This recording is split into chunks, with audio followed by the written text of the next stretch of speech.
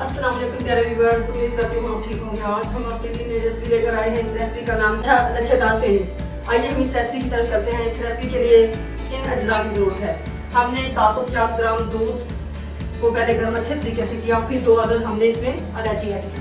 अब हम इसमें 2 से 2.5 टेबल स्पून बादाम ऐड करते हैं।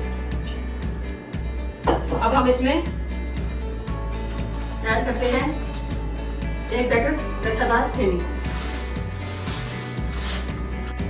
हमने 150 ग्राम हमने लच्छेदार फेनी दूध में ऐड की। अब हम इसको 5 मिनट तक अच्छे से पकाते हैं। अब हम इसमें शुगर ऐड करते हैं। 4 चम्मच हम इसमें शुगर ऐड करते हैं। हल्की फ्लेम पे रखते हैं।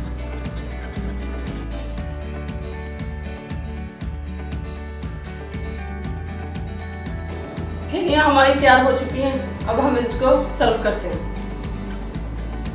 लच्छेदार फेनियाँ तैयार हो चुकी हैं। हमारी वीडियो पसंद आए लाइक करना, सब्सक्राइब करना और बेल आइकन को प्रेस करना ताकि हमारी वीडियो बर वक्त आप तक पहुंचे।